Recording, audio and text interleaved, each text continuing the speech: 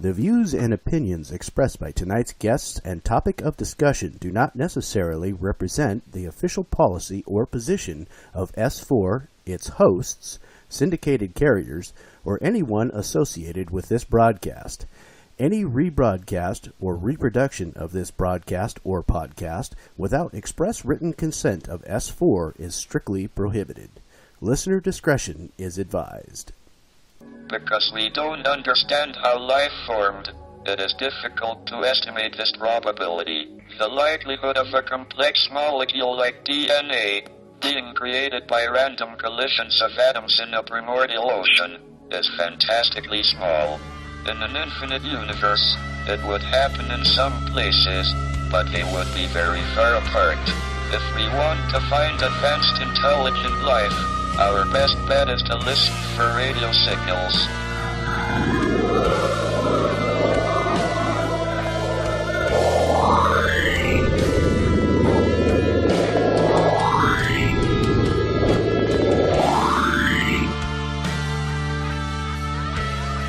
Look up to the stars and the forest that surround. Do you see them? Do you hear them? Are they there?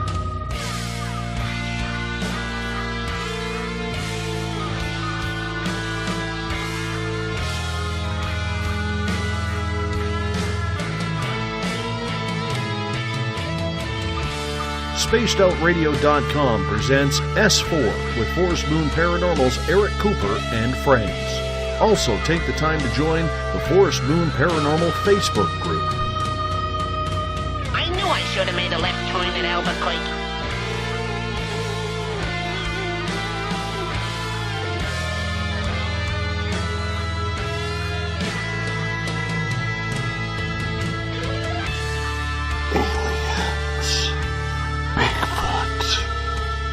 Conspiracy, Area 51, Dogman, Ghosts, Cover-Ups, UFOs.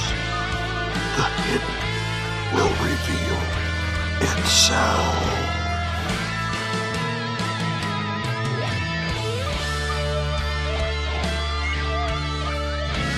It's one small step for man, one giant leap for mankind.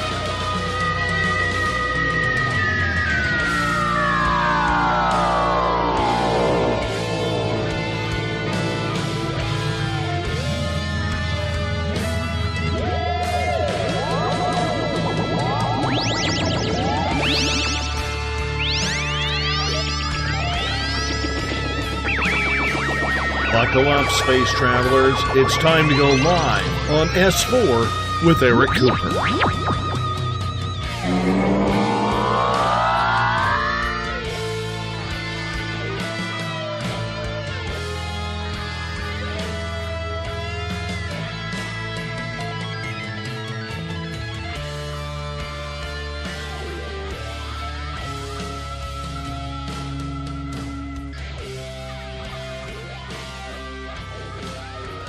Good evening, ladies and gentlemen, and welcome to S4 with Eric Cooper, broadcasting live from the beautiful mountains of Concrete, Washington. Tonight we are asking, is UFO disclosure coming? Tonight on our panel we have Eric Markham, our Forest Moon paranormal scientist, R. Keith Andrews, astrologer and alien specialist for Forest Moon Paranormal, Michael Hall of UFO I-Team, myself, Corey Reese, and your host, Forest Moon Paranormal Zone, Mr. Eric Cooper. Hey, how's everyone doing tonight? You know, I always give you the weather report before the show, and I got to tell you, so we had snow last week, then it warmed up today and yesterday, and now it's freezing. It's supposed to snow again. I get confused. It's supposed to be, coming on spring, and we're still getting snow. So, March 10th, we do have training again. It's going to be occult symbology. And I always explain why would a paranormal team do occult symbology. Well, it's real simple. You walk into a client's home and you see any kind of occult symbology, you need to know what it means so you know how to address it properly or pull a team out and let the astro team go in. That's why we would do it. So then, God, I don't have my calendar in front of me. I believe March 23rd we actually have our joint team training, and UFO I team is actually going to be a part of that, I believe, with Michael Hall. And so looking forward to that, because when you have a very large, solely UFO team, it's always an asset when it comes to paranormal issues in general, considering we see everything paranormal, whether it's UFOs, alien abduction, ghost spirits, Bigfoot, and other cryptids, and everything in between. So, other news of current events, we now have Donna Cunningham and Bonnie Smith will be here tomorrow. So the actual boots on ground team is expanding, and we are very much looking forward to that. Doing tonight. Everybody. Yeah. Oh, good morning. Say hello. Is that our cue? That's your cue. Hey, folks. Take it off mute. Take it off mute. Yeah, take it off mute. Duh. So for the first hour, we only get Michael for the first hour because he is actually at the UFO Symposium at Ocean Shores for the weekend, and he's got to give a workshop tomorrow. So we only get him for the first hour, and then we'll do our own wrap up and follow up for the last hour. So how's the symposium going? By the way, Michael. Oh, Eric, it's just phenomenal. We really enjoyed coming down here to Ocean Shores at the Quinault Beach. Actually, it's called the Quinault Beach UFO/Paranormal Summit. So there are some interesting paranormal things down here. And, they've been getting around to call me the paranormal attorney nowadays. So I'm really enjoying kind of branching out a little bit from UFOs even, But we had today, let's just kind of give you a little rundown of who the speakers were. We had Marcy Clevens kind of led off this morning. She is a area Seattle psychologist who specializes in abduction support groups, and she also does regression hypnosis on people who are experiencers. And she did a wonderful program on her expertise and how to get through the processes that are UFO related, but also paranormal related with some of the clients that she's had over the years. Maureen Morgan was one of the speakers as well. She is the Washington State MUFON director, Mutual UFO Network. And Maureen is kind of concentrating nowadays on the whole idea of UFO disclosure, pros and cons, how to discern what's happening with all these things coming out from the Pentagon, the Department of Defense, published through the New York Times, and all of that. So she did a wonderful job speaking as well. And we also had Tom Powell today. Tom Powell is a Bigfoot expert, written quite a few books on the subject, but he has just a humorous way of presenting the cause. And he is actually getting, there's some of the Bigfoot folks are nuts and bolts people, and they don't get into the woo-woo factor. Seems like Tom is now embracing the woo-woo aspects of the paranormal activity that is coming into the Sasquatch field. The UFO I team presented just after lunch, and we were real ecstatic to get a warm welcome from probably 500 people, at the conference as attendees. We each we showed a teaser trailer for our new Pitch Pilot reality TV show that we're putting together called the UFO I Team, where we go out to communities, have town hall meetings, and we actually take testimony of people's sighting reports and try to follow up on the best that we come across in a scientific manner. Of course, we introduced some of our scientific consultants on a PowerPoint presentation. We've got Dr. Richard Haynes from NARCAP, the Pilot Reporting Center. He's on board with the UFO I-Team. I've got Dr. Marilyn Childs, also, who is an astroarchaeologist, believe it or not, PhD, but she used to be on the MUFON National Board of Directors, involved people, and also state directors for the Washington State as well. And then I got a real fun story to relate to all you guys, Corey and Markham and Eric. During our presentation, the UFO I-Team was going through, and I was introducing all of the sat phone consultants that we have, that we actually call from the field sometimes to get some input. And we made an arrangement for Peter Davenport to call me live on stage on the platform and interrupt our presentation, not knowing that we're giving a presentation, supposedly, and then putting him on speakerphone and letting the entire attendees hear him relate a new sighting report that just came in last night that he just couldn't wait, supposedly, to tell us. People were having a great time with it. No, that's awesome. And so do we have any of those new reports for Northern Washington, or do you know? He mentioned, and I can't remember the details now because I was so excited, to get through our presentation. But I know that he said he put them up on his website just recently, and these were sighting reports from last night. So he's very timely in getting his information up to the National UFO site after he gets them. But he was talking something about people with potential abductions and seeing, I remember one of the reports he says was that a married couple, saw a group of 10 lights in the sky that were very close and much brighter than stars, moving in erratic patterns from horizon to horizon, much slower than anything that would be a normal conventional aircraft. That was just last night on his report. The people, the attendees, were just agog that they were actually listening to Peter Davenport live. Right.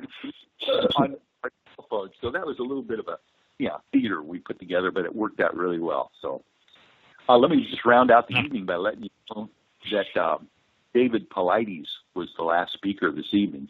The Missing 411 book series author.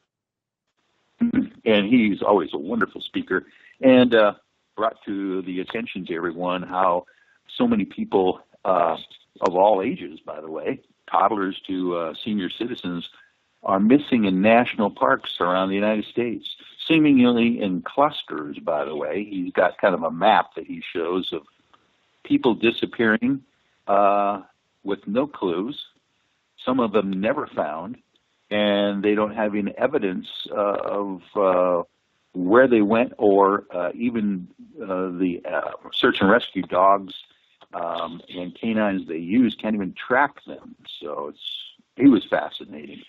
Did a good job tonight. Yeah, in fact, I just got his Northern and Canada book in the mail last week, as a matter of fact. There you go, Sandra. Yeah, Sandra's in the chat room. He's got a whole series of books. You can get the whole set for, I think it's $187. And I want to put this out real quick, because if you look on Amazon, if you look on eBay, his books go for $78 to $150. Go on the Can-Am website and you can get them for $27.99 from him directly. It astounds me how people like taking advantage and overcharging. David Paulides doesn't. He charges only $27.99 for his books versus these other people that want to make a buck off his work. Yeah, exactly. It's off. And I'm sorry. I mean, I pay $200 for a textbook through my GI Bill, but that's a textbook. I'm not going to pay $150 for just a normal book. There's no way I can afford that. But there's people out there that want to rip anyone they can off, and you know, you can get his books for $27.99 from his own website. Just wanted to throw that out there.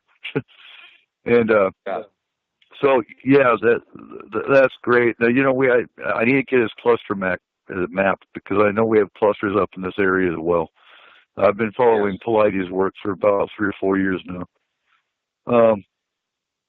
So on the UFO front, are you seeing a spike in UFOs at all, or is it just more people coming out and reporting them? Well, you know, that's a good observation on your part. Whether more people are becoming interested now, since the supposed disclosure is happening by the U.S. government, or people are maybe not feeling the stigma so much to report UFOs. There seems to be more of a feeling of freedom for folks to do that and come forward and talk about these things. Ever since December 16th of last year, when the New York Times article came out, sponsored by the Department of Defense and the Pentagon, about the aerial threat program of identifying UFOs that the government was working on. I think people are starting to realize that, hey, maybe this stuff is real. Maybe we don't have to worry so much anymore or talking about it any longer. So the reports that Peter Davenport says come in are just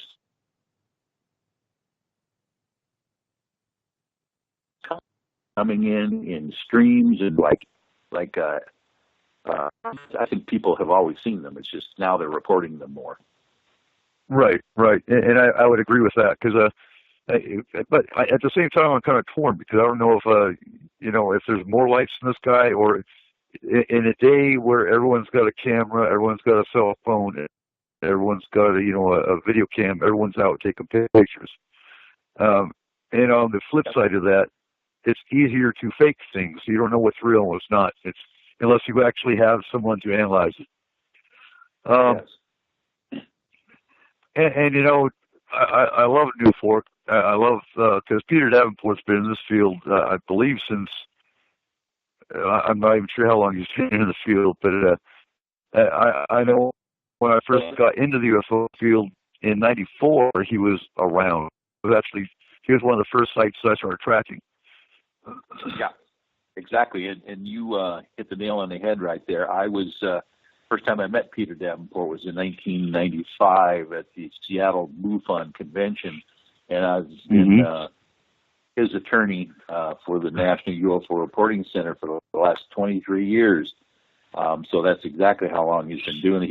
He took over the National UFO Reporting Center from Bob Gribble, who is a retired firefighter in Seattle, who started it in 1974. Okay. Yeah, all the while I'm on the show, I'm tracking what goes on in the group. So yeah, you've been in these. So you've been in this field for about as long as I have, as far as the UFO side goes, which is great, because we need more people. You got someone that's been in the field for 5 or 6 years. I consider him a newbie. Just my opinion. When did you first started? What's your opinion about abduction? Abductions? Yeah. Well, I tell you what, I think they're more prevalent than we realize. And the reason that I am saying that is that there seem to be many opportunities for screen memories that people don't even realize are potential abductions. And the more people are willing to go into therapy and or attend support groups and to explore the ideas of these screen memories, the more people realize that there's a possibility that they've been abducted themselves. I have a story that of a screen memory that I've experienced in my life that just blows me away. And I figure if it could happen to me, it's got to happen to many people that don't even know that they've had the experience. So I think it's happening more and more. And, of course, there's the MILAB abductions as well, where the military seems to be abducting folks who have been abducted to try to find out the details of what's going on.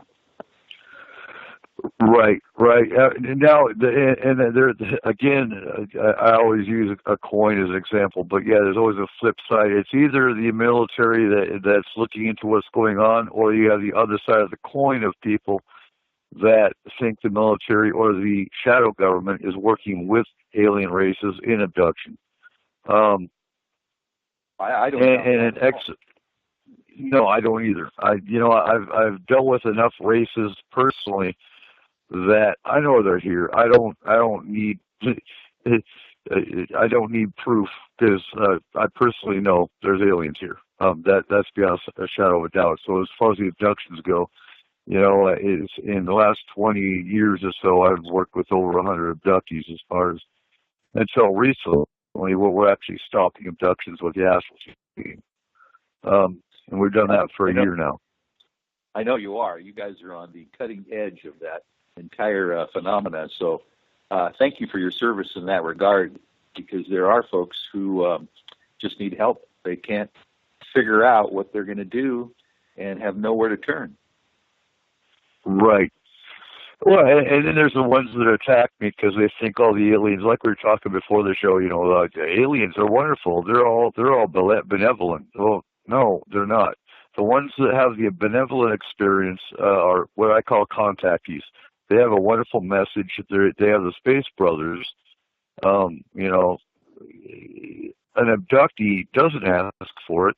In many cases, the abduction is actually if you'll find a family tie. If the abductee talks to their parents, they had a strange encounter. Their grandparents had a strange encounter, and that is quite often where you'll find the connection.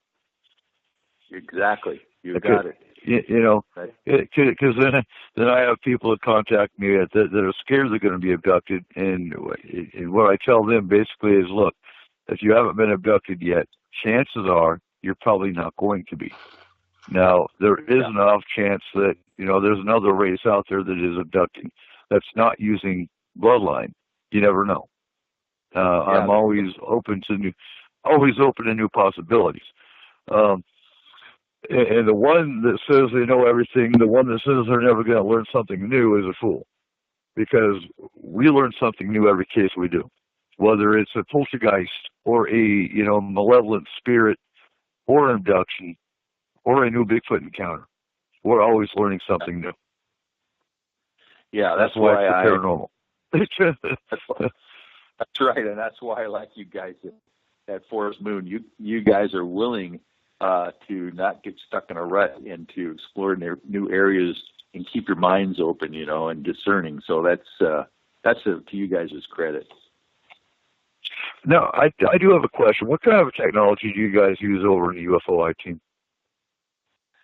Well, thanks for asking. Yeah, we have a gentleman on our team. His name is Lee Strauss. He's our kind of like mountaineer, intrepid guide, but he's also a techie freak. And this guy has night vision video, and he has stop action photography, and he's using the well, it's not FLIR, but the make and model escapes my mind, but it will. I'll remember it as we talk about it. But what he does is he mounts multiple cameras on 2 or 3 tripods, and then he has them all going at the same time. So we're also doing the normal video footage with the night vision video footage and the stop action going at the same time with monitors on the tripods, large, probably 12-inch monitors that we can, instead of having to look through the eyepiece all the time, just stare at the monitors and kind of find out what the cameras are picking up. And basically, it makes the night sky look like bright as day. The stars just bristle with brilliance when you see them.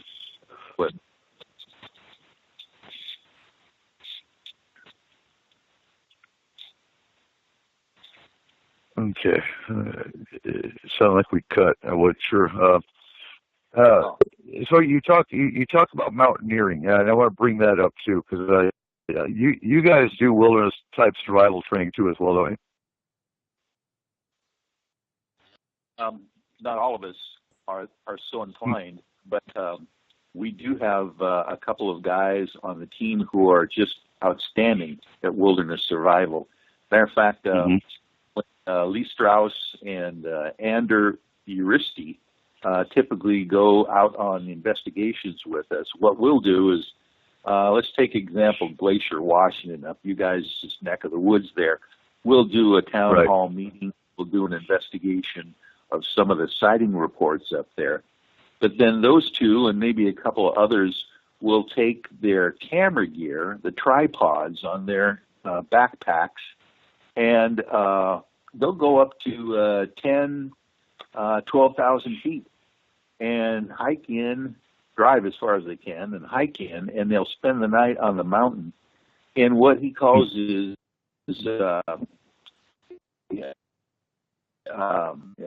mission sleeping you can walk around with, right? Oh, that's cool. They don't even have to set up a tent or anything. They just zip into their own Michelin Man sleeping bags, and they just lay on the ground. And they will stay out all night long. They'll come back 4 a.m, after they've been long. So all of us have to get a little bit training in that regard, but pretty hardcore. Right. And the reason, and see, that's important because, at Forest Moon, we actually do wilderness survival training because, of location of headquarters, we're in the mountains. A lot of our cases will be in the mountains, that kind of thing. And, I guess it comes from the military side of things, but so many people today are so reliant on paranormal TV.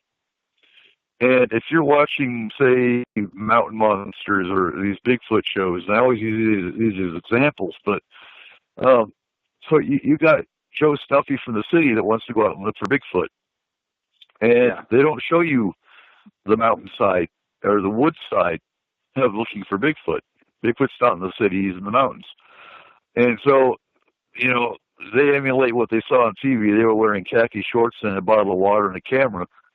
Never mind that they've got a production crew with a paramedic and, wilderness survival gear. And these are the people that are going to go out and get themselves killed or get themselves lost and have search and rescue. You have to go out and find them, all because they emulated paranormal TV. So we're all about wilderness survival, first aid training, the whole gamut of not just the paranormal, but of safety and protection as well. Which is why I asked. I figured you go up to Glacier. You actually have gone to the Pleiades Mountains, and you guys go up in the mountain areas like we do. So I kind of figured you had to have at least a couple of them that did know what they're doing in the mountains, because you're going up into mountain areas that actually have glaciers, and you have to have the right pickaxe or the right spelunking gear, that kind of thing, because you just never know. Yeah, well, you're right, Eric, and you're kind of a prepper at heart anyway. I've got solar panels on my Isuzu Trooper. That's true. I forgot about that. You've seen my truck. And what I do is we are always prepared for things with extra batteries for our gear, possibility of getting solar energy, and I believe it or not, I'm a CPAP user. I have sleep apnea. I can go anywhere in the wilderness and survive the night on my solar panels, powering my CPAP machine. So we try to head and plan for disaster, and then you're prepared. Exactly. and yeah, we're the ones that will survive whatever happens. Just you never know. And even aside from that, even just as a normal paranormal team, it's advisable to take extra batteries because the paranormal likes to drain your batteries. Period. So you go into a haunting case, you're probably going to have your batteries drained. You're probably going to have to go back to your vehicle, get a fresh set of batteries, and have them drained again. But you always have to have backups for your backups because. And this question came up in the group actually. I think it was a couple weeks ago about the paranormal in general, and as far as do people think electrical phenomena is common in the paranormal? And well, yeah, but the problem with electrical phenomena or electrical equipment. That's right, a tech question. Technical equipment can be manipulated by human error as well as paranormal. So you always have to be ready for it. And you can't only rely on technical, which is why we have a medium, which is why we have a scientist, which is why we have a national team. Because if all those aspects of what we do correlate, then you have something. And if that correlation is gone when we get done, we know the problem's been cleared out. But if you just go in there with your cool little camera and your cool little recorder, and you think you're going to get something and prove paranormal just on that, you're sorely mistaken. Yeah. It's funny you brought that up too. So the idea of draining batteries, in a paranormal situation or an investigation. Maybe Markham can help us explain how this works, but we are out there looking for Skywatch aerial phenomena, unidentified, activity, and our batteries will go dead just when we sight something. How does that happen? It will show full bars, and all of a sudden we'll see something unusual on the monitor, and it just drains before our eyes. That's phenomenal as far as I can tell.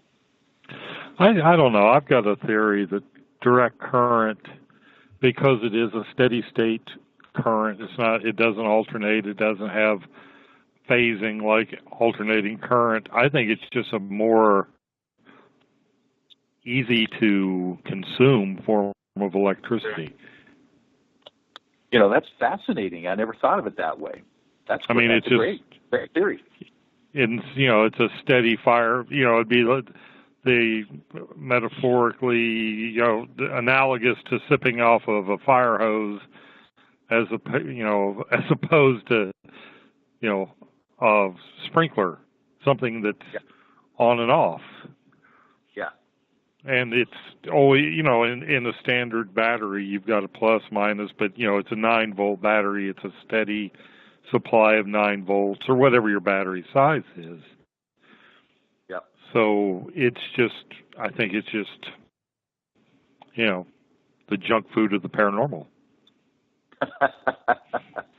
Well put. Now, let's switch topics here, because I know the topic tonight was for disclosure, but it's also for the UFO patterns. So what's your newest information on disclosure? Well, let's see. I believe that the Tom DeLonge push with Luis Elizondo and some of the folks at the DOD who are involved in this, whatever it's called, disclosure that Bob Bigelow was involved with, with this program from 2007 to 2012, seems to be some kind of a forced move on someone's part to red pill the public, because I don't believe that the government would at any time going to voluntarily come out and admit the truth about UFOs and unidentified aerial phenomena. So for some reason, I believe there is some, I don't know if it's a deadline that someone has been given, if it's an off-planet pressure that's been put on the governments around the world to finally get this news out there for us to potentially develop into a higher sense of consciousness like we probably should have been over the last 70 years and been held back from doing. There seems to be some kind of an agenda there that is, I think, overarching our normal government tendency to keep things secret. Mm-hmm. Now, I'm going to hit a nerve, but Markham and I both agree that, in our opinion, disclosure happened in 1952 with the White House UFO flap. You're right. That should have been disclosure. It had radar tracings. It had, it was right there. It was over the White House. Yeah, there was film footage, news camera film exactly. footage. Exactly. Yeah. If anything was disclosure, that should have been disclosure right there. Never mind Roswell. We had our own Roswell with the Maury Island incident, which happened 2 days before Roswell. But why is it, and all these other countries are coming out and releasing their information. Why does the world look at the United States as the one that needs to bring out a president to come out and say, yep, they're here? Why do you think that is? I think traditionally it has been left up to the more industrial nations to lead the way in technology and in new developments. And I think since the United States has kind of been in that position, at least in the near past, people believe that the United States kind of has a handle on that whole idea. But you're correct when you mentioned that other governments might beat us to the punch and have beat us to the punch in the past. Belgium, and even China, and those kinds of nations have no problem with disclosure and have been doing it for a while. I remember reading the Cometa report from France probably 15 years ago when it first came out. I couldn't believe that they had a scientific study with military generals and everybody actually coming and publishing what they have been studying over the years. But I do believe you're correct that unless the United States government comes out and does it, I think other nations are kind of following our lead for some reason. See what they do with disclosure that seems to be happening now. Well, and I mean, even the Ministry of Defense in the UK has released the reports. But when you get down to it, there are actual alien documented reports from France and Italy in the 13th century of people that were being abducted by aliens back then. Of course. That's phenomenal. But we can't. So what do you think the fear is? What's the fear of the government to release that information? I have my theories, but I want to hear yours.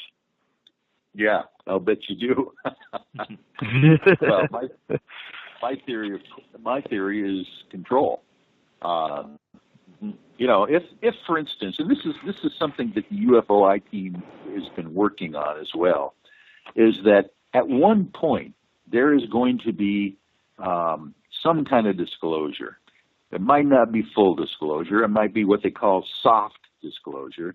But they're going to have the idea that there are some new energy sources out there potentially. There are going to be new developments in medical technology, in longevity even of the human lifespan. And, of course, other things, in biology and food sources and those kinds of things. But when that starts to happen, at one point, people are going to go, well, how long has this new technology been available? and somebody is going to find out, well, it was available quite a few years ago, maybe decades ago, and someone was withholding this information from the general public for their own good or for something else, and then they're going to realize that the blowback might be very, very damaging to the people that are in charge or want to be in charge of the governments. So I think they're worried about control and losing that if, when this disclosure happens, people realize that, oh my gosh, you mean my Grandma Margaret didn't have to die of cancer? You know, just things like that will be very interesting. So we've come up with what we call the Disclosure Commission on Truth and Reconciliation, where we want to go as the old disclosure commissions did during the years when the American Indians were shoved onto reservations, when the apartheid was going on in South Africa. They had actual Truth and Reconciliation commissions to try to, you know, vent some of those frustrations that the public had of being mistreated and abused for generations, and then try to figure out how they're going to reconcile that reality with what's going on for the future. That's going to be a big thing they're worried about. And you hit it on the head, along with the fact that the U.S. government allowed abductions to happen with the agreement between certain races and the U.S. government is the only thing I would add to that. Trying to avoid 21st century Bastille Day.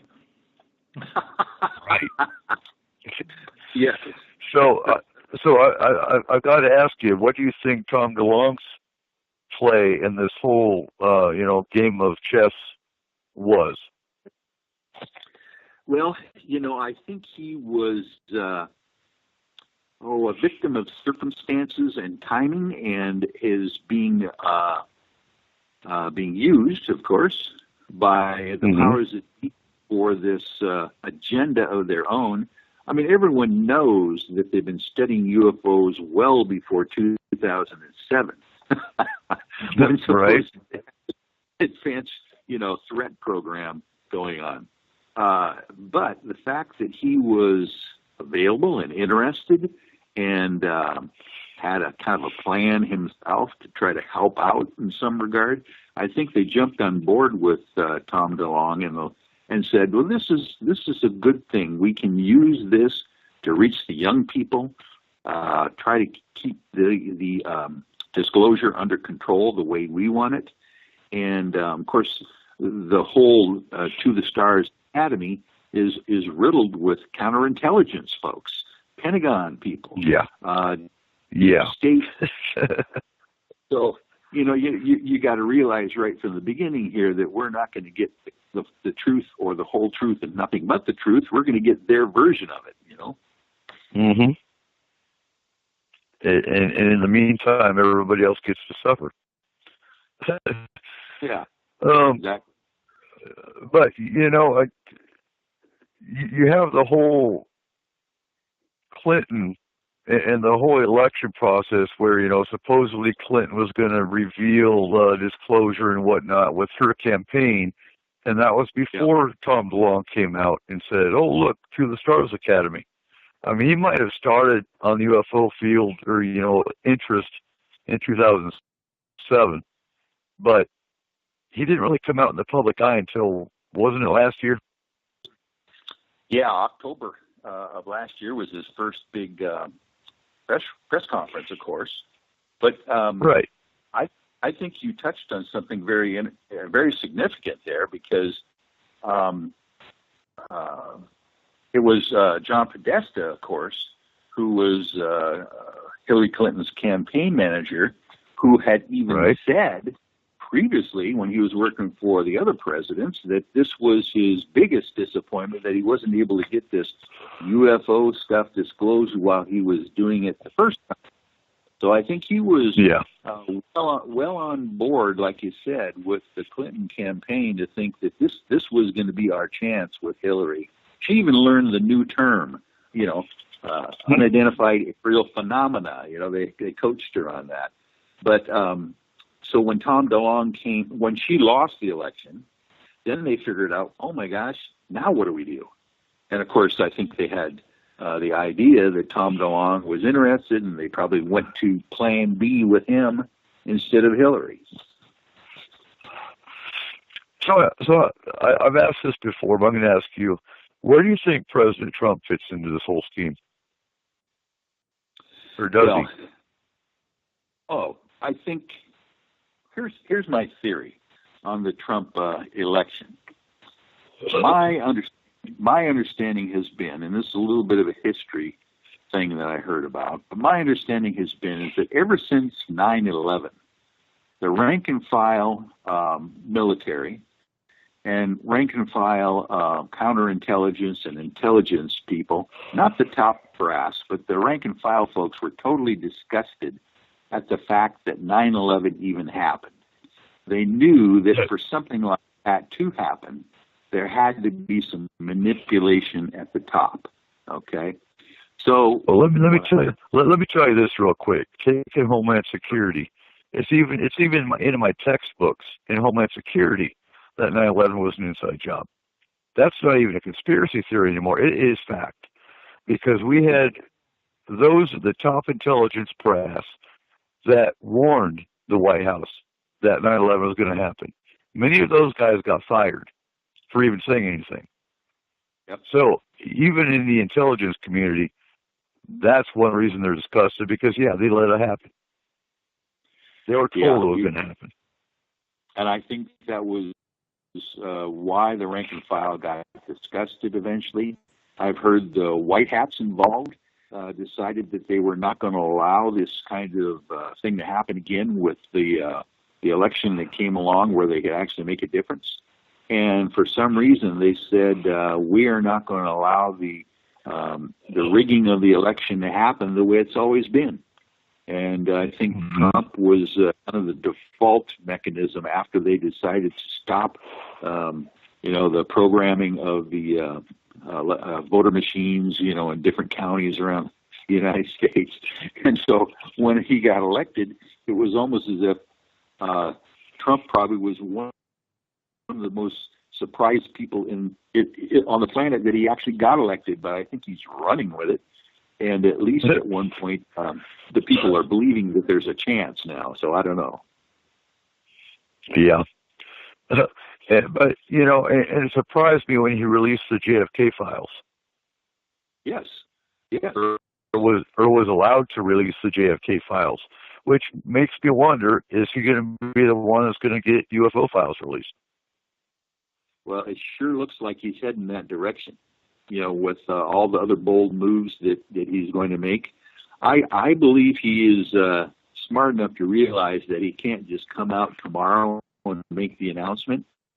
That in reality, when the announcement is made, or people are going to understand that not only are there unidentified aerial phenomena, but there are pilots, extraterrestrial pilots, running these vehicles.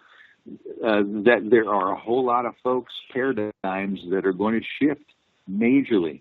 It's going to be an incredible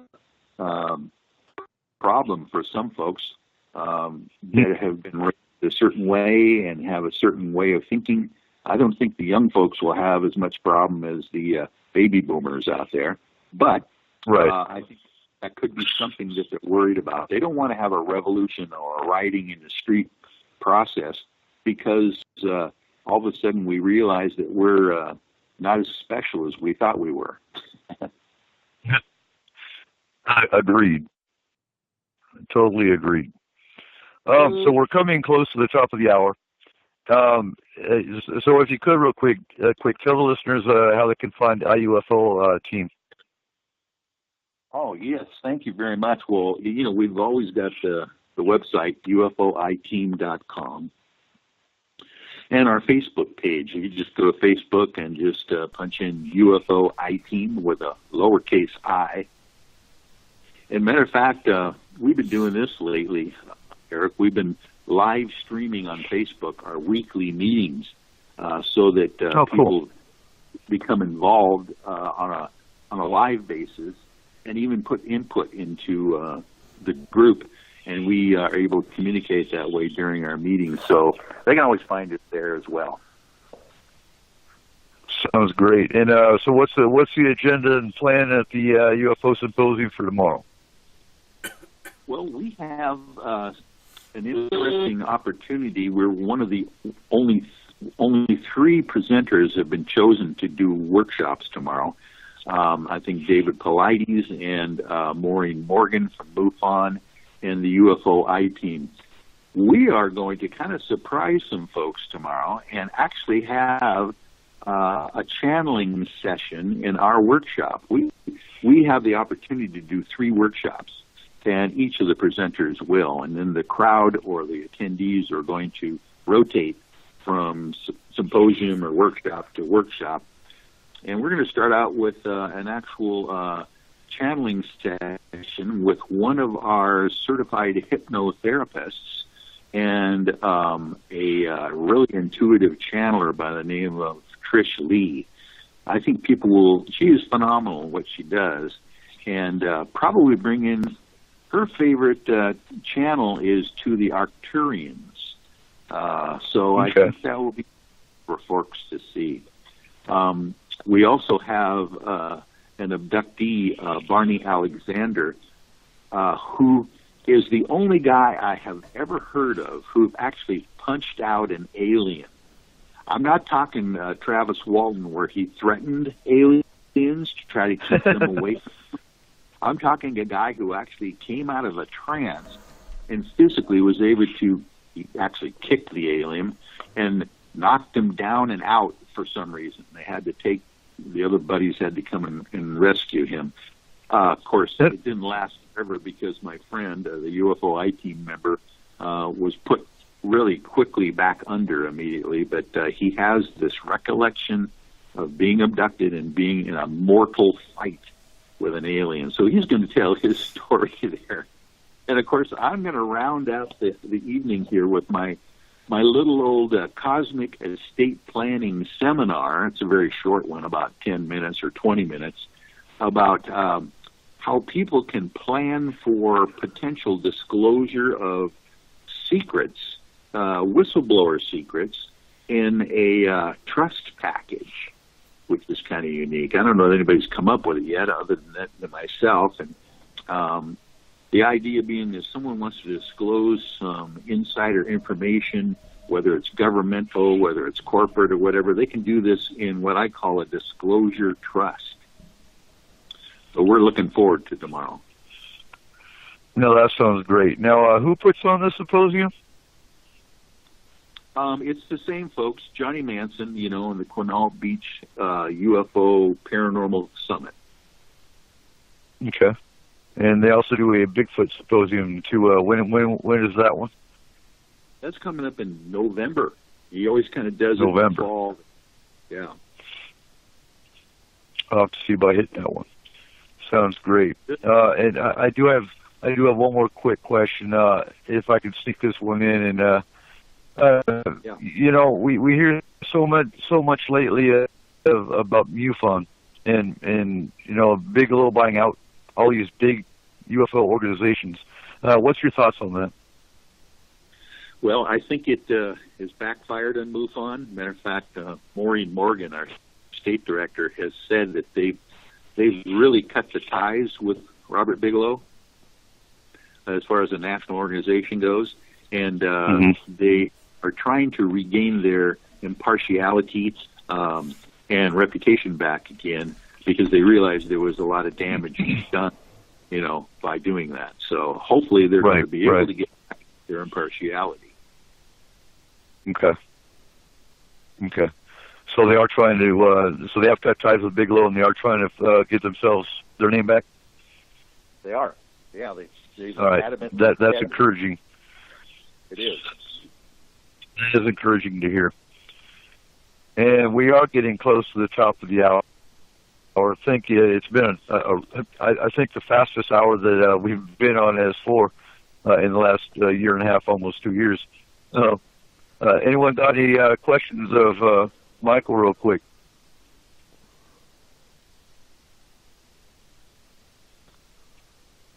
Not for me. Well, don't all speak at once. Okay. I had the thing on mute. Oh, okay. Okay.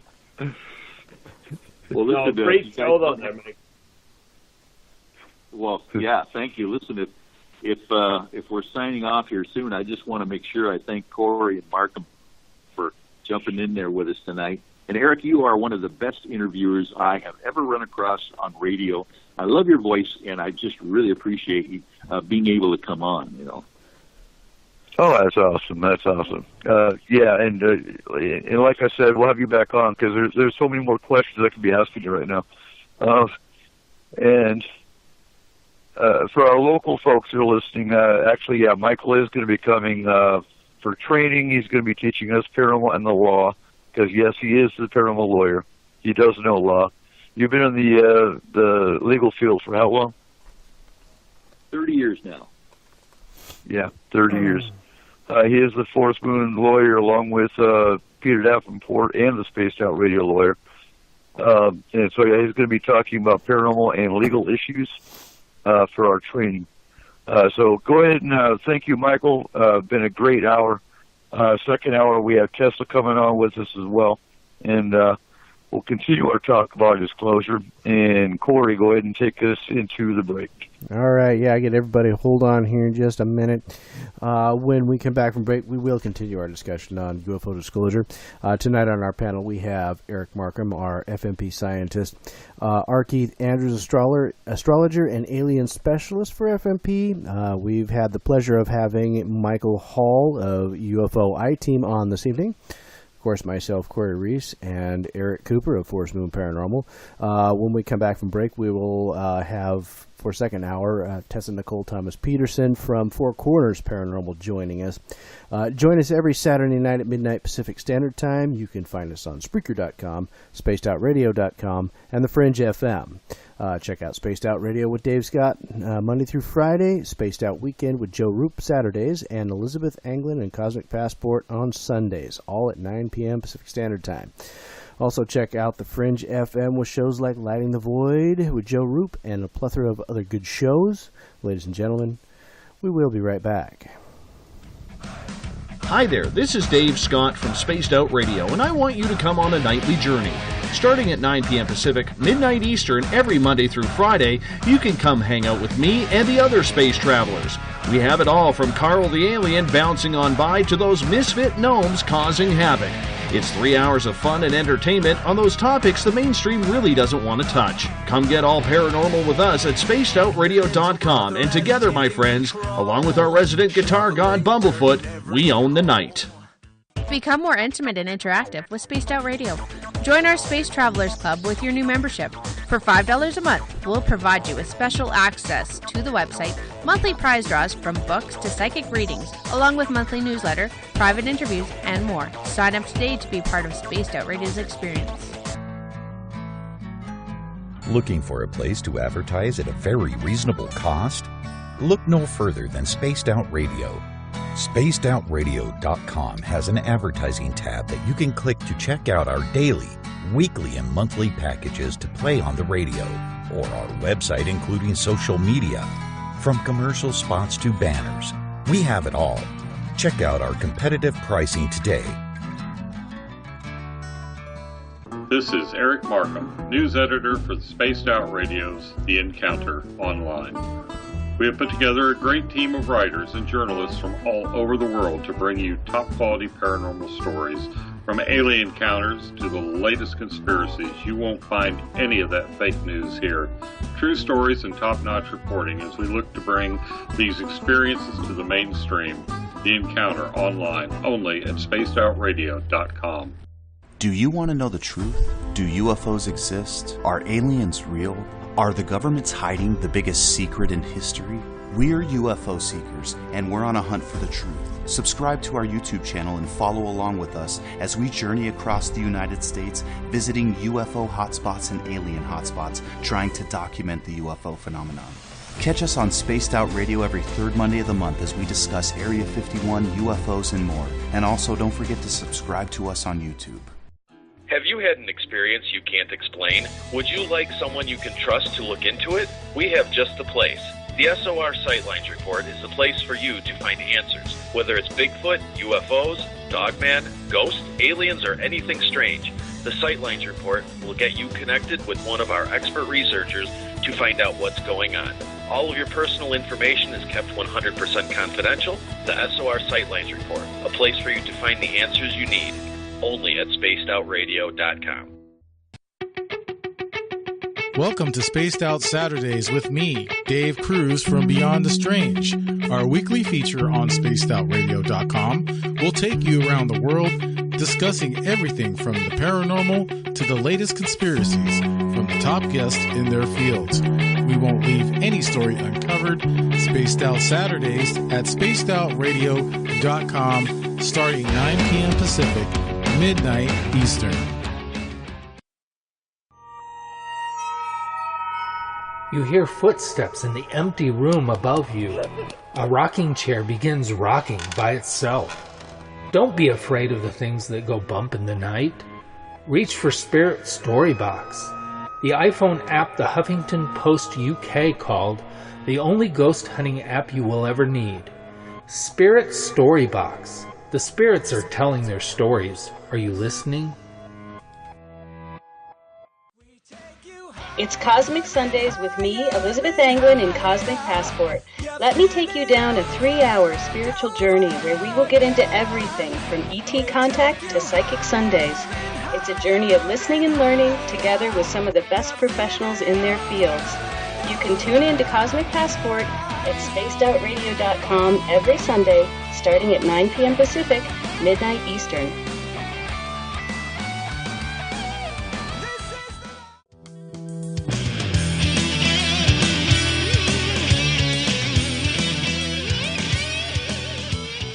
The views and opinions expressed on tonight's show by tonight's hosts and guests are not necessarily those of Spaced Out Radio, Spaced Out Saturdays, Spaced Out Sundays, or spacedoutradio.com. Listener discretion is advised. And now back for hour number 2, we have Corey Ruiz, Eric Cooper from Forest Moon Paranormal, and S4. You can find Forest Moon Paranormal on Facebook. And for more information on S4, visit spacedoutradio.com. And now, here's Eric Cooper and Corey Ruiz.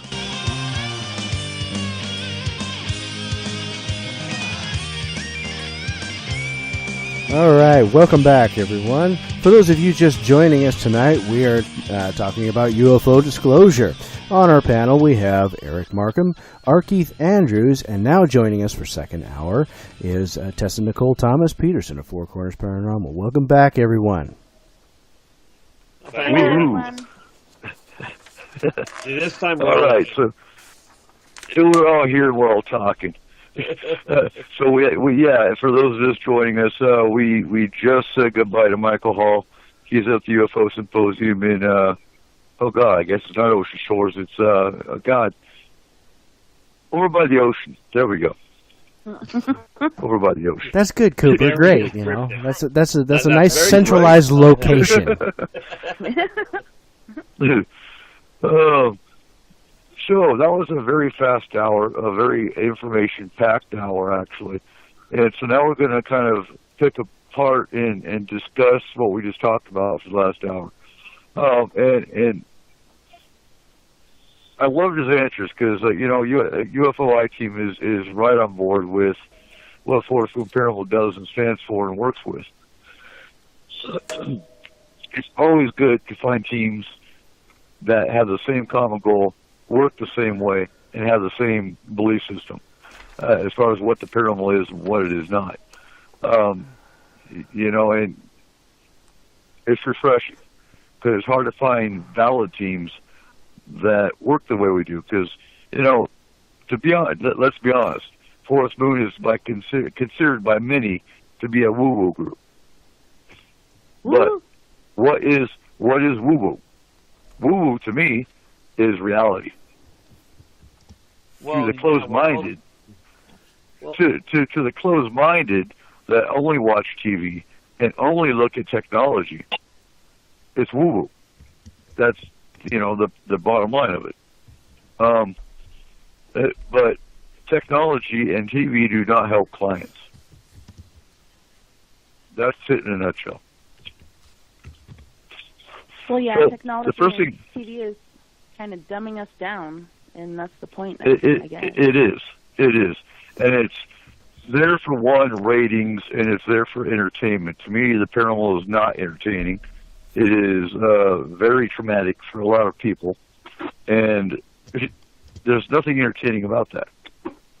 Well, if you want to see what's happened with TV, if you look back when TV first started becoming, back in the black and white days, you know what some of the biggest ratings draws were? Operas.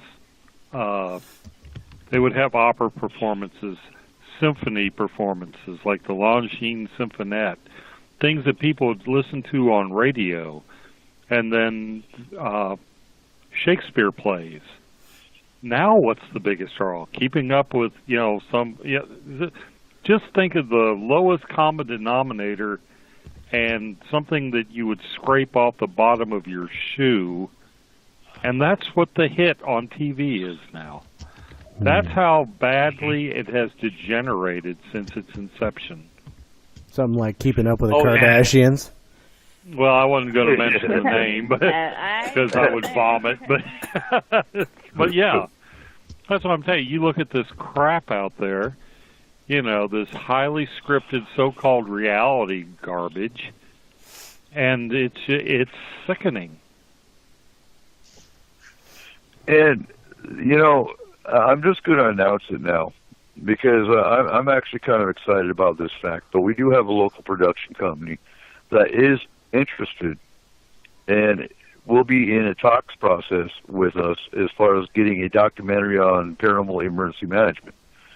And they'll be meeting us at training.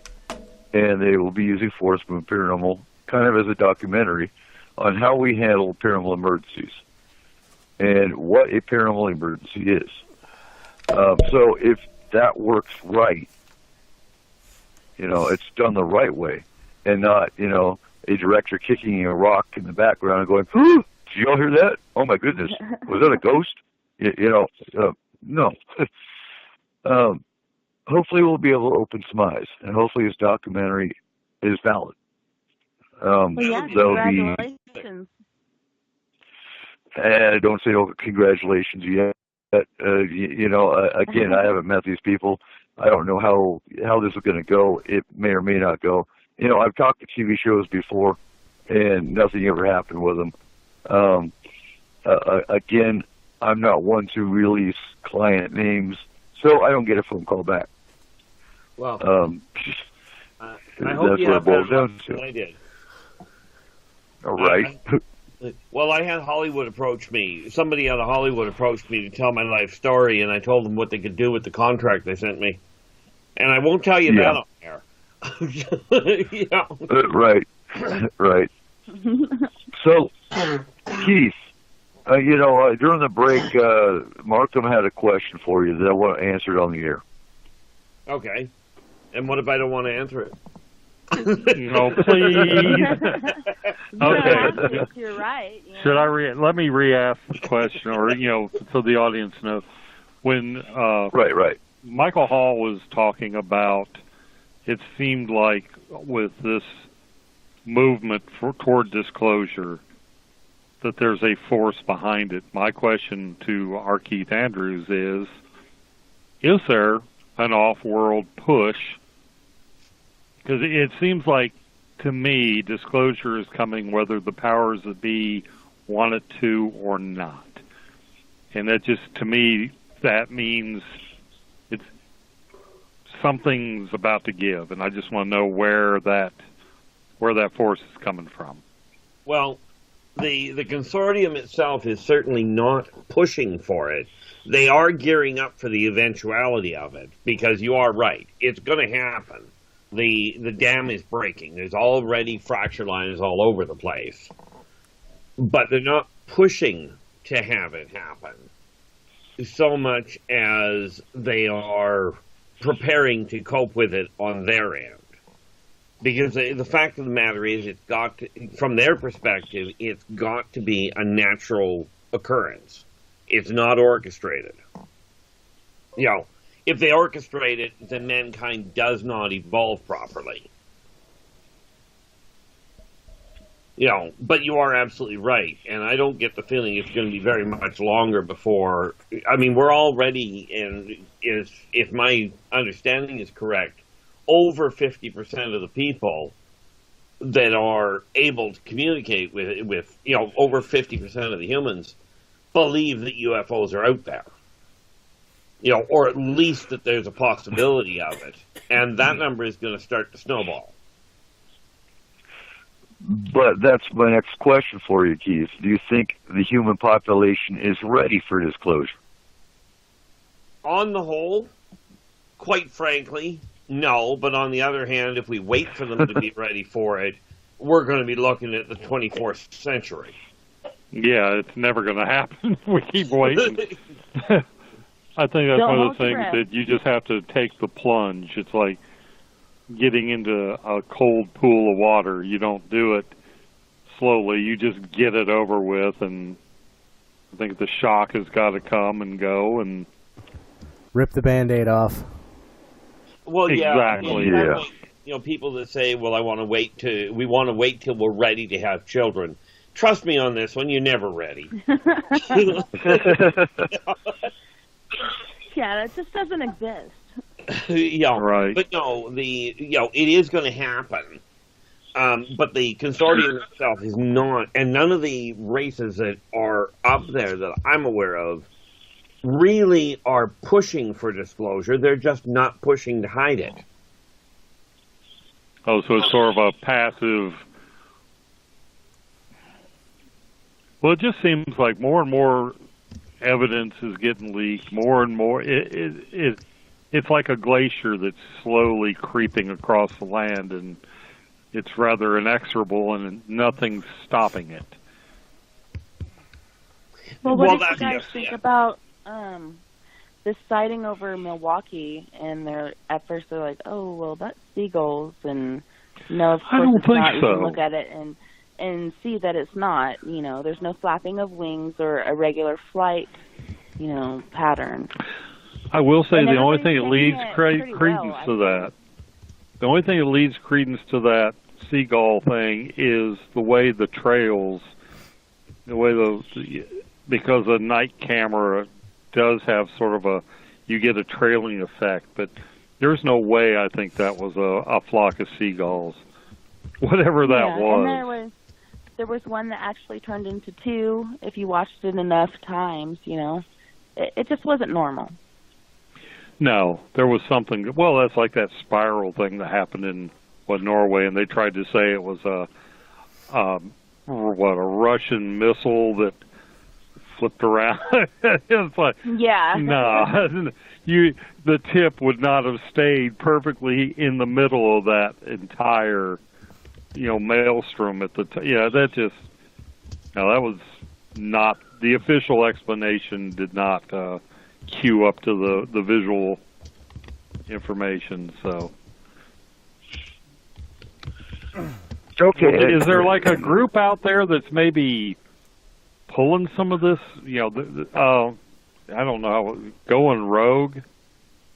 Oh, there's definitely a number of groups out there that are going rogue. That's actually how mankind ended up with some of the information that some of the individuals, some of the individual people that aren't well placed ended up with the information. Was that the offworlders went outside of what they were told and went, guys, you need to take a look at this information because the governments and the corporations aren't telling you.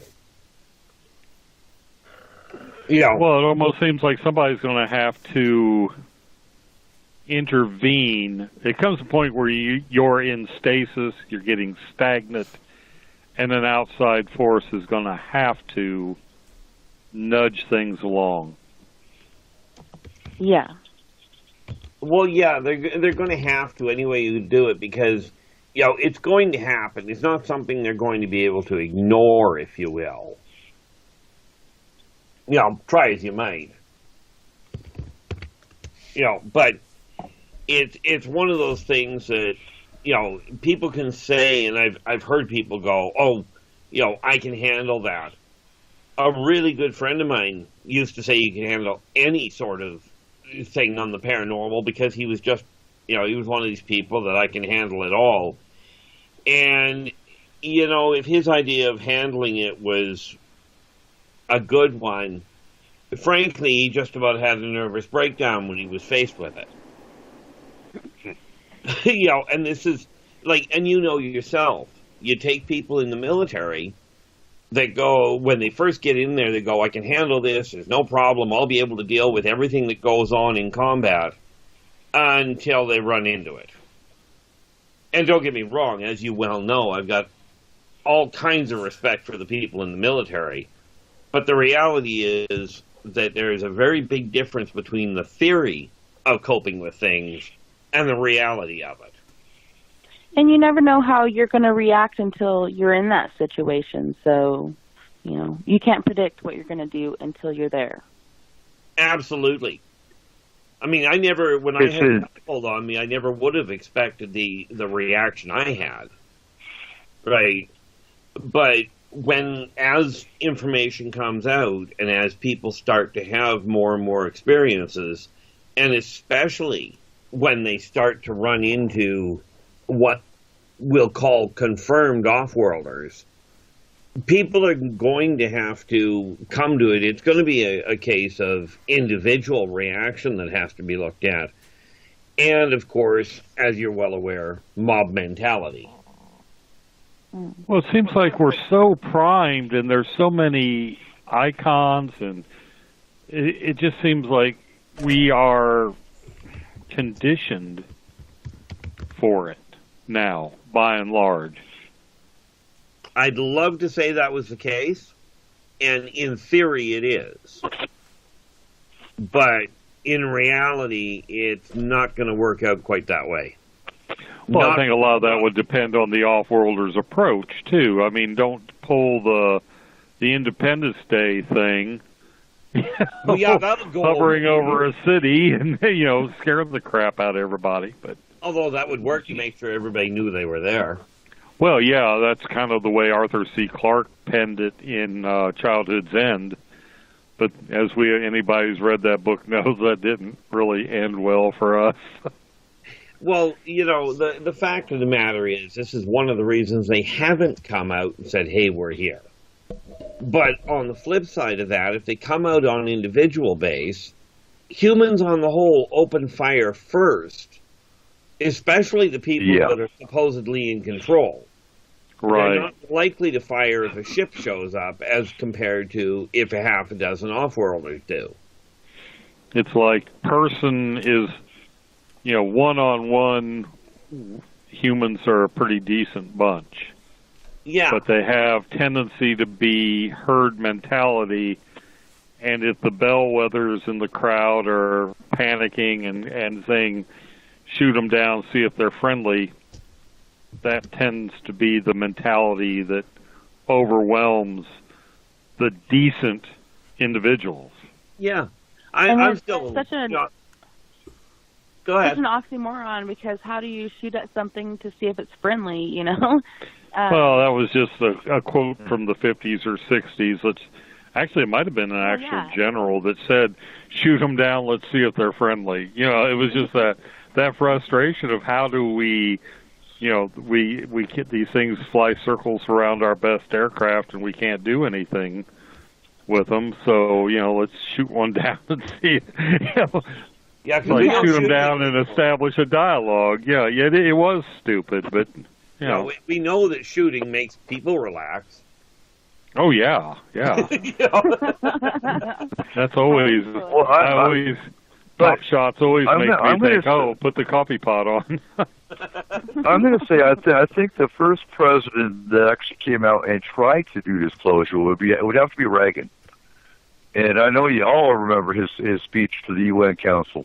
Yeah. About if there, how I mean, that's the ultimate. Would disappear. Yeah. Exactly. That he was the ultimate president to try to bring about disclosure.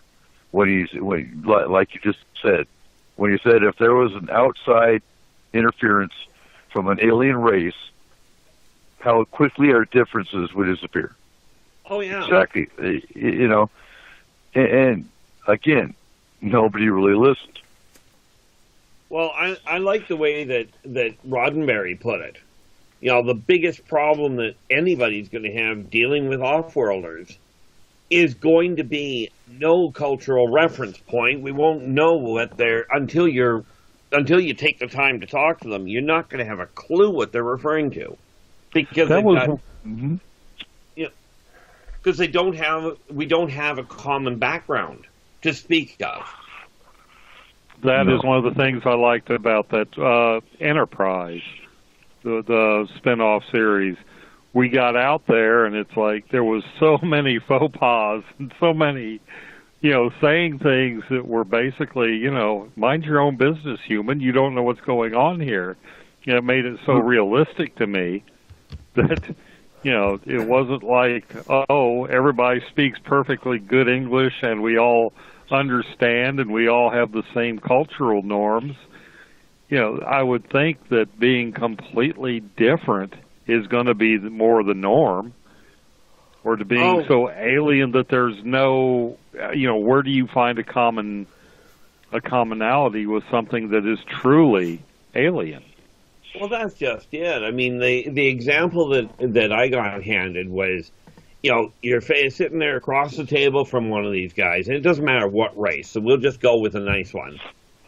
And you hand them a blue cup with coffee in it, and you say, "Coffee? Are you talking about the color of the cup, the liquid in the cup, the combination, the gesture, or is it a threat?" And then again, is it hemlock? Does that right? What does caffeine kill? There's terrestrial animals that caffeine kills.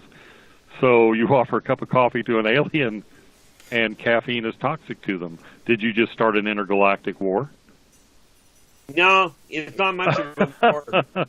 If it's a war, the human race will lose at this point, and it'll be a matter of 20 minutes. Maybe. Well, yeah. Godzilla versus Bambi, yeah. Okay, Trippin's got a question real quick. Didn't Roosevelt try, and that was the main reason he did everything he did? Well,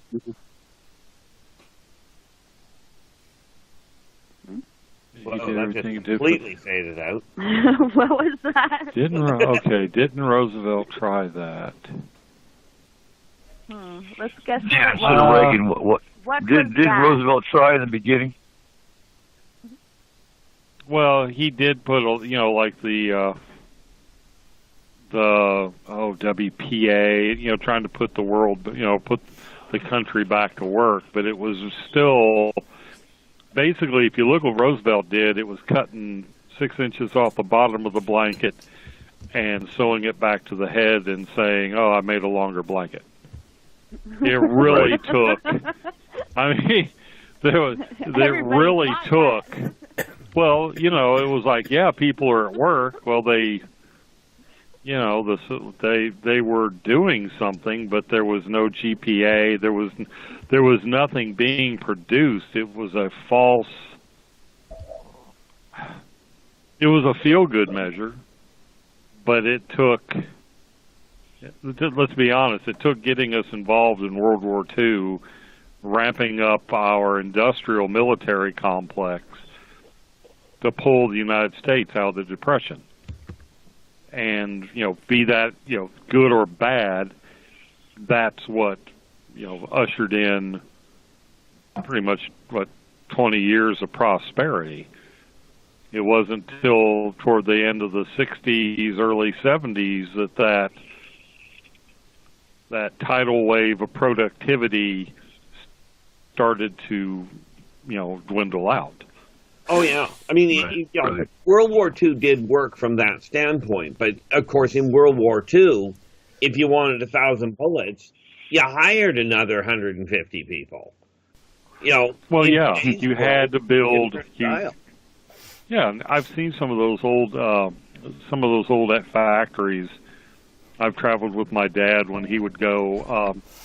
when he worked with Rockwell, he would go to some of these old places to see, they put it out that they're closing this plant down, or this location has machine tools to go look at.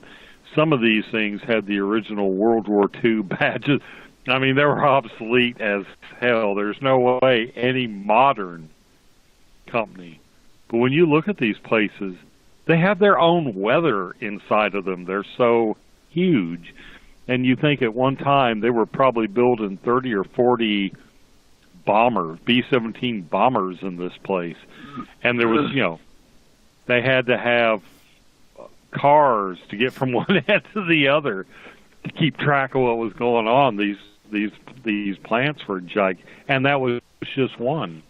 Oh yeah, there were hundreds of these across the country, and you think of all those people putting out all that war material, and it wasn't done for free. The money was coming from somewhere. Well, River and all those other ladies stepping up and doing that, she just recently passed away. That was an interesting time in history for sure. Well, that's what the off-roaders are looking at now. This is an extremely exciting time from a societal evolutionary standpoint. Kind is at a phenomenal crossroads. I would say. Well, you look at it, if we didn't have to pay for energy, my light bill's around $200 some odd. A lot of the things that people work for are energy based. You didn't have to work for energy. There's a lot of that would free up a lot of time and a lot of energy toward that people could put toward. I don't know, just take your pick. Music, poetry, art. I mean, we are being held back as a species by this petrochemical, the petrodollar 40-hour plus work week crap that we have to do.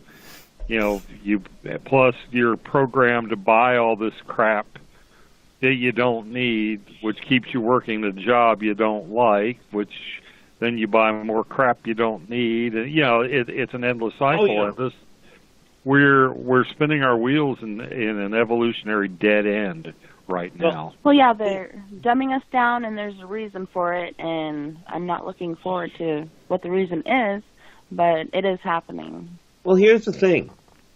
Yes, I won't argue that things are being dumbed down. Absolutely. However, and this is where I run into an interesting snag with it, is that there is so much available information out there, since we know that the effort is being made to be dumbed down, and we know there is access to actual information, and we have neighbors that you can actually stand up and talk to. It's by choice that society is actually letting that happen. The biggest part of it, though, is we're just being torn apart instead of, growing together. We're being segregated still. Absolutely. To this day. And it shouldn't be that way. We need to grow together, support each other, and lift each other up. And there's so many things working against us and working towards that motive of tearing us apart and making us focus on things that don't even really matter, so we don't see the main point that's really going on. Well, this is why I'm constantly telling people to, get to know the people beside you, because just 2 days ago, I think, I was in a store up here talking to a total stranger. Right, when we started talking about computers is where it started. We ended up going for coffee for an hour and a half because we both had the time, talking about the entire issue, or as much of it as we could, of the alien presence on and around the planet. And the way that society itself has been segregated. And this is just by saying, hi, how are you doing? Yeah, divided we are weak, and together we are strong. It's amazing who you meet. Oh, yeah. This idea of don't talk to strangers is a fabulous idea, but what people forget is their own children are strangers when they're born. Oh, yeah. Mind you, there's a lot of parents and kids that won't talk to their own family either, so maybe that message is getting out there. Right. Now, I want to bring up something Michael Hall had said in the show in the first hour. Is he brought up the Arcturians, and we hear about this race on occasion, and because they're talking about it at the symposium this weekend. What can you tell us about the Arcturians, Keith? Well, number one, they're not violent. Yeah, don't get me wrong. Put them in a pinch, and they will fight. But right. That's any race. Yeah, exactly. Decent individuals, a little bit too stuck in their roots, if you will, if you ask me. But very congenial individuals. On the whole, very open. If you're just talking about day-to-day life, or you're just talking about the commonly known common topics, very talkative individuals. Once you can get the communication line running, they're debatably some of the more helpful of the off-worlders, with potentially the minimal exceptions of the Mobians and the Nordics, and the Nords. But the Arcturians are very similar in their perspective of communication lines to what humans are. If humans were, I should put it to what humans are in small groups of people they know. Arcturians just happen to be a little bit more open, if you will. Mm-hmm. So when go ahead. And are they a part of the Galactic Council, or the damn it, what's the word I'm looking for? Consortium. You're looking for the there you go, consortium. And the answer is yes. Say again. Okay. Yeah, they are very much they are a member of the consortium. In answer to the other question you sort of asked, no, they don't have the Arcturian. Do not have a person on the council simply because they will not pick. They never pick conflict as a possible resolution. They go to conflict if they're backed into it, but they do not see it as a viable solution for anything, which unfortunately is not actually accurate. I wish it was. Yeah. Right. So where are they? Where are they on the technologically advanced side of things? On the spectrum of technology, are they one of the more advanced races, or are they in the middle? Technologically, they're pretty much in the middle. They've spent much more time. They've spent more time working on the socioeconomic dynamics of it than they have on technological advancement. Now, that said, when we talk about the weapons they have on their ships, they are not. They don't design these weapons that you fire more than once. They can fire more than once, but they have taken the idea of, if you're going to back us into a fight, you're going to pay for it. They don't bother with repeating weaponry. It's a one shot, your ship is gone. Okay.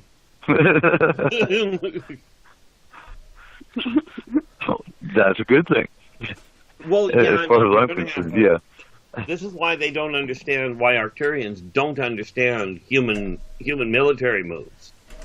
Mm-hmm. It's like, why throw so many bullets across at each other? You can wipe the entire field out.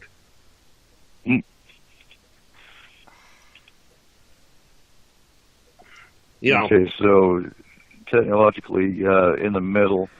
My but then you don't have. Then apparently the Arcturians don't have munitions factories that are making billions of dollars a year making bullets.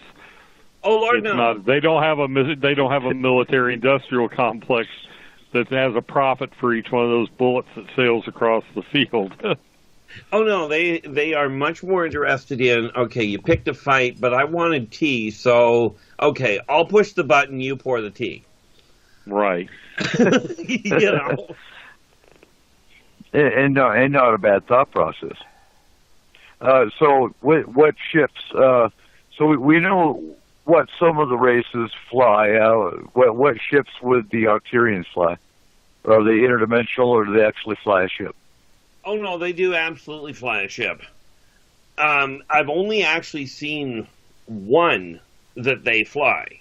Okay. One here. I've seen them on their own decks.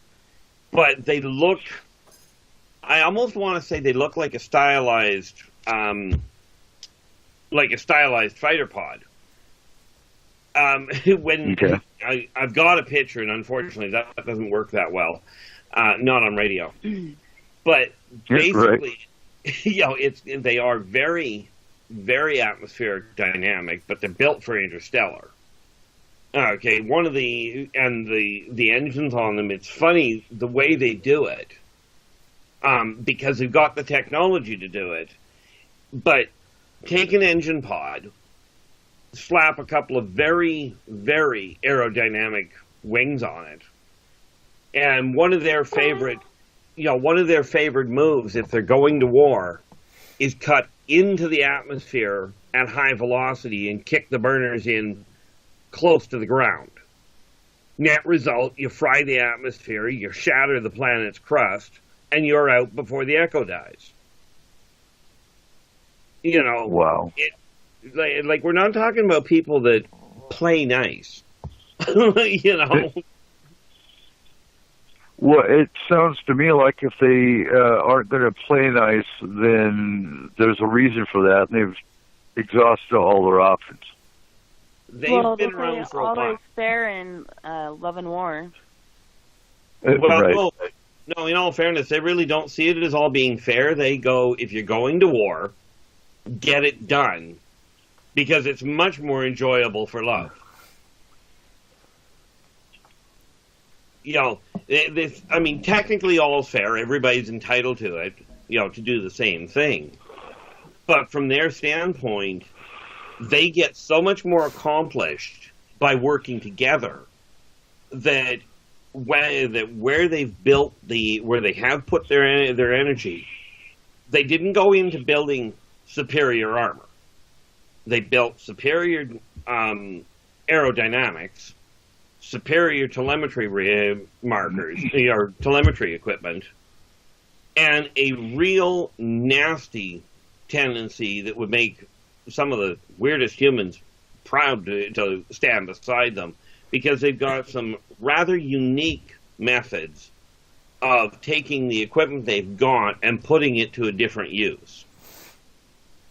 I could go into some of the devastating things I've watched them do. Like, you want to take out a sea battle, bring a ship in, boil the planet's water supply, and the boats don't have anything to fly on, to float on. So, real quick, let's address this, because Trip's upset at the off-worlders. He says, it seems like these councils, consortium, are like our so-called leaders. They're only seeing what they're shown instead of getting out and seeing things firsthand. So, go ahead and address that, because I know the consortium is here for the human race. They will not get involved unless the human race is going to destroy itself. Actually, that's where you're somewhat mistaken right off the bat. The consortium is not here for the human race. As a matter of fact, the human race is the least of their concerns. Well, not quite.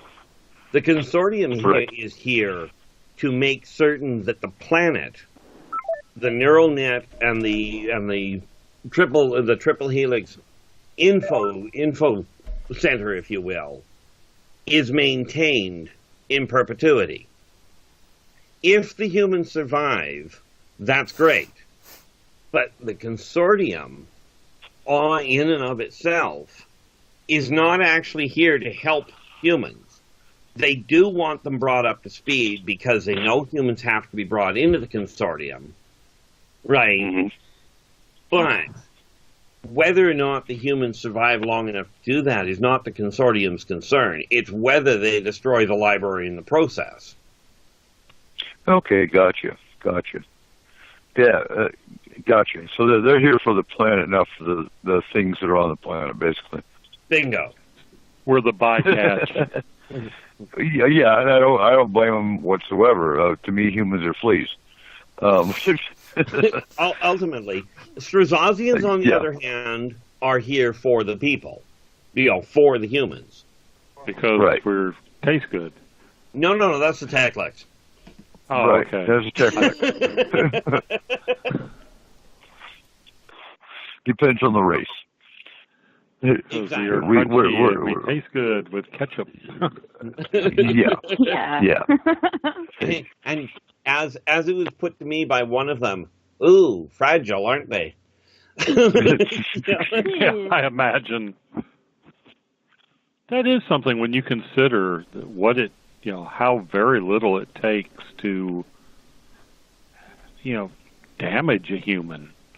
It's amazing that we've actually lasted as long as we have because, one of the things I learned in some of the martial arts I've taken, it don't take much to, it doesn't take much. No, but humans are much easier to rebuild. Humans heal so much faster than many of the races. The thing I'll put that to the test Monday. I'll get back to you. I'll let you know. I'll tell you what, Markham. If you end up in the morgue, just do the guy a favor when you see him on the floor. You're big enough. Pick him up and put him on the bed. He'll thank you for it later. Okay. The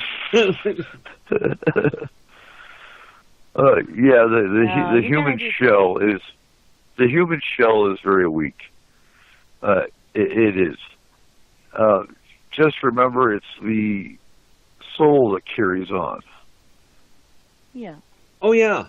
Essentially, the easiest way to look at it is a soul is to the human body what a pedestrian is to a driver, to the driver of a vehicle. You can take the car in some places, and you can walk to more places. Well, you can walk to most places, but when you don't have a corporeal body, you can get to an awful lot more. Well, some of the esoteric things I've been studying here lately, there's spirit, which is like the God spark or the fundamental flame, that makes what we are unique. And the soul is sort of the clothes that go over the spirit, and both of those end up inside the body. Because if you look at some of the biblical writings, it's like, they're always talking about how the soul will perish. And it's like, okay, if you lead a particularly crappy life, the spirit's going to take that. It's like when you've repaired a sewer under the house, you take that suit of clothes off and you toss it in the trash. The spirit is still there, and it's going to go on, but maybe that last life, you were fixing sewers in that life, or, there's just what you ended up with at the end of that lifespan was some laundry that just needs to be tossed in the trash. Better luck next time. Many times that's the case. And, the thing is, people are supposed to be, the reason the planet was built in the first place was so the spirit had a place where they could experience the physical world in a family setting. In other words, two adults of whatever race, whatever gender, running a household with as many people living in it with them as they chose.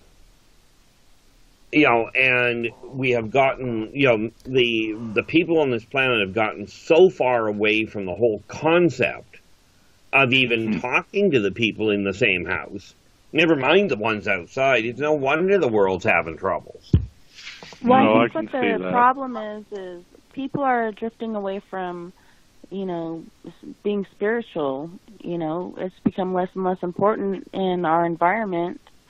And that's what's most important is, we're spiritual beings having a human experience, and that's the end of it, And the human experience has become more distracted, less human, and more, shallow. I mean, solitude mundane, becomes a habit. I've been living alone now for going on 16 months, and I'll be honest, I don't know if I could. It would be an adjustment if I wasn't living like that. It has become so normal to just, bump or roll around inside the house. Nothing but the cats there. My norm has become, from Monday to Friday morning, or Friday 6 o'clock when I come to work, to be pretty much, isolated. I can groove on being a hermit, and I'm kind of worried about that because it's becoming, once something like that becomes a norm. I have one neighbor I've spoken to 3 times, and one that I probably wouldn't pee on if they were on fire. And, Nice. And I know I'm not the only one like that. In all fairness, though, peeing on the one that's on fire, you're probably getting too close. You're going to get hurt if you try that. I'm diabetic. I got a lot of water pressure. This conversation is going really sideways. Yeah, this one went down the toilet real quick, pun intended. So what threw humanity and civilization into turmoil, to me, is religion, control, and actually money. Yeah, which is really neat when you think that, the reason I like the idea of having cash or having even a digitized monetary system, which is what they've got on virtually every other planet, is it is so much easier for me to drag around even $10 than to try and yank around 10 cattle. Right. This is true. Well, or a huge rock with a hole in the middle of it. Yeah. Or a bag of cowrie shells, or working our lives away to gain wealth, and at the same time losing our health because our schedules are just so crazy, and then you're spending your wealth to get back your health, and you're not getting the time with your family, and it's just an ugly, vicious cycle that we're in. And America is actually the worst as far as that goes. Like, other countries get vacation time and family time and way less hours to work than we have to, and I don't know. Letting the man. I got it good, but I have to work 3 12-hour shifts, and then the codicil to that is I can only have 2 back-to-back weekends off a year, and I can only have a total of 96 hours off. But then the same company is always harping about work-life balance. Well, I guess they decide that the 4 days I'm not working is where my work-life balance is. Well, screw the fact I'd like to have a vacation every once in a while. But then again, as soon as you go on a vacation, unless you've saved up for a couple years, you're back down, you lose your incentive pay and stuff like that. So the check you get is like a fraction of what you would normally earn. So you hesitate to take vacation. You catch some nasty virus on the plane or the ship or whatever you're on, and then spend the week. And back. In my case, is the stress and strain of what I've done for the last 21 years has ruined my heart.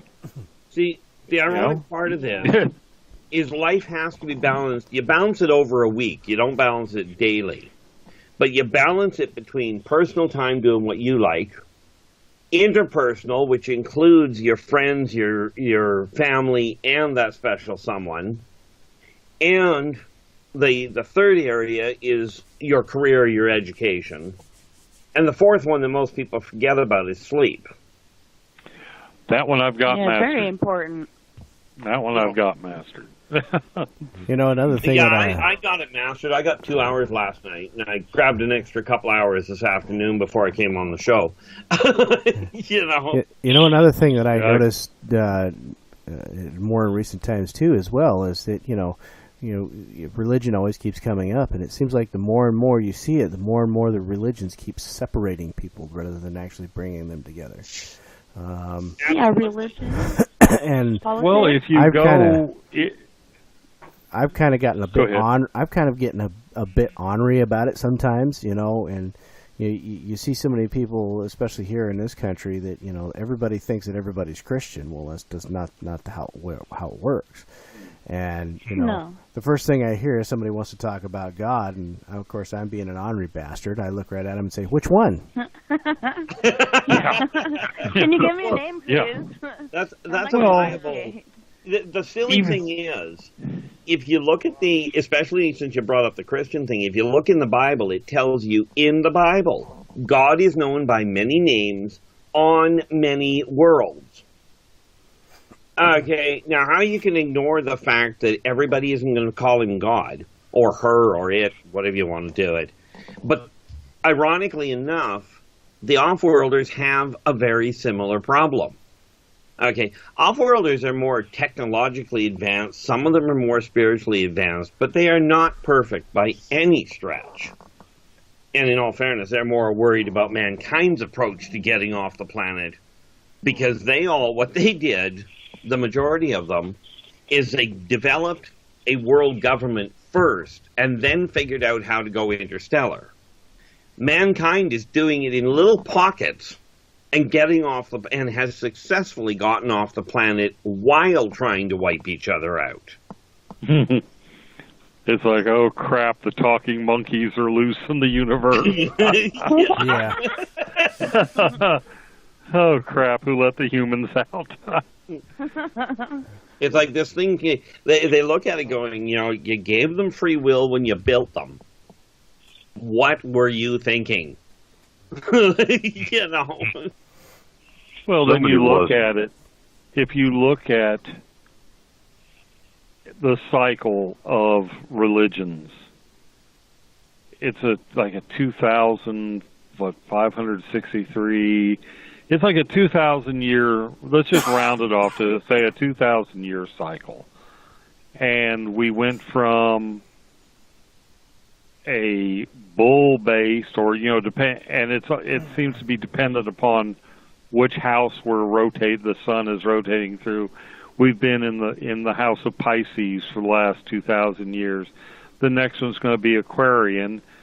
So there's going to come a new, if we haven't developed a different spiritual sense, in Aquarius, there's going to be another religious awakening. There's going to be, for the next 2,000 years, another mindset, another Christ figure. It just seems like it's the same story. We get a different avatar to present it, and a different mindset about how it's worshipped.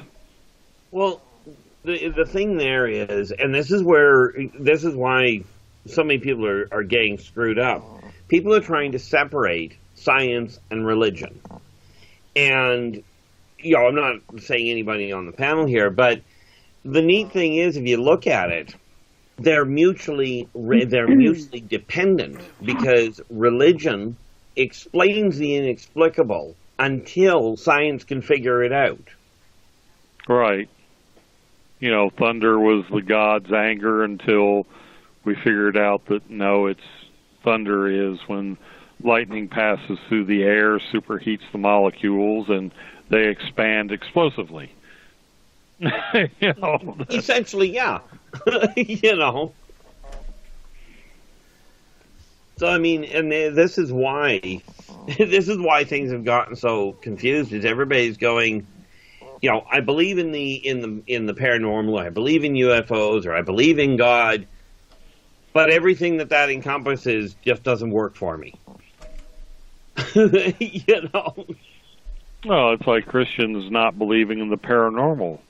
Well, yeah, the whole religion is based on, somebody coming back from the dead after 3 days. Bush. A burning, I mean, that's paranormal in its own right, isn't it? Well, it was last time I checked. I mean, it's certainly not the norm. I know the look on the tech's face in the morgue did not see it as a normal thing when I got up and left. He was not trained for that offer. Here, yeah. And then you talk religious texts in general. You talk about the Mahabharata, which is a Hindu text, which is full of nothing but UFO and alien texts. Energy weapon use, nuclear. Right. Yeah, I mean it's very much. Even the Quran, if you see it from, even the Quran talks about UFOs and fairies. And what's that big thing that they all circle in Mecca? That piece of meteoric iron or whatever. There's like that. Yeah. It's the keystone to their. That's not that orb or what that thing that they circle. That's not from around here. No. The funny thing about it is when you look at the whole picture, everybody's trying to figure out. They're spending so much time trying to figure out where mankind came from. They're totally ignoring where mankind is actually standing. The old saying of man's life, how long somebody lives is not, or how long they live, or how they die is not half as important as how they live. And people have got to figure that one out. Well, my aunt told me that what I'm doing is wrong, and there are no ghosts. They're all demons, and all kinds of other terrible things. She wasn't trying to be mean. She just thought she knew what she was saying. But there's just different beliefs and stuff out there, and it's just crazy. But it's nice, to have a bunch of differences, to go by. Well, the thing is, if God by any name created everything, why is everybody worried about whether it's evil or not? If they're going to believe in God, if he's good, then so's the rest of it. Unless he's a very sick and twisted individual, which makes him human. Oh, I'm sorry. Did I say that? All right, folks. Been an awesome show tonight. Been a very quick show, as it always is. And we're coming down to the last 3 minutes, top of the hour, into the show. And now Corey's biting at the bit to wrap it up tonight. So thank you, everyone. Thank you, Tessa. Thank you, Arkeith and Markham and Corey, as usual, for having an awesome show, as we always do. Next week, we have Native American lore and involving the paranormal, aliens, spirits, Native American lore in general. We have a special guest coming on. Y'all have a great week. Training next weekend. And as usual, it's going to be offered to all of our Forest Moon normal global members. So go ahead and wrap it up, Corey. All right. Yeah. Give me a second here.